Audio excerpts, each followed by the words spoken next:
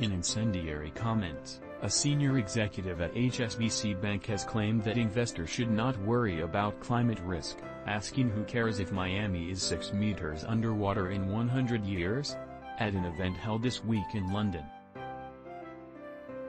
In a discussion chaired by the Financial Times and live-streamed online on May 19, Stuart Kirk, head of responsible investment at HSBC Asset Management, laid out his view that while climate change is taking place, the risk to financial markets has been overstated.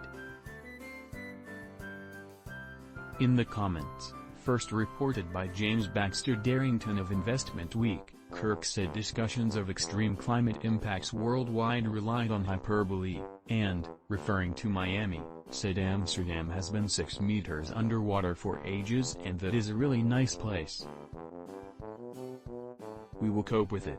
He also suggested that climate change would have little bearing on HSBC's business.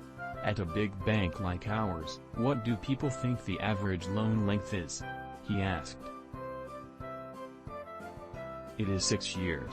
What happens to the planet in year 7 is actually irrelevant to our loan book. For coal, what happens in year 7 is actually irrelevant.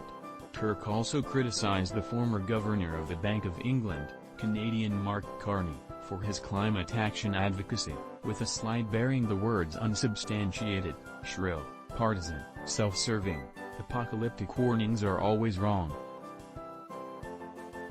The comments are understood to have caused no small amount of embarrassment at HSBC headquarters.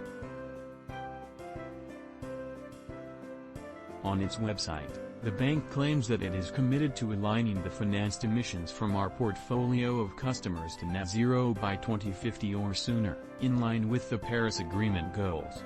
HSBC Asset Management CEO Nicholas Morrow told Investment Week that Kirk's remarks do not reflect the vibe. Bo O'Sullivan, senior campaigner for the UK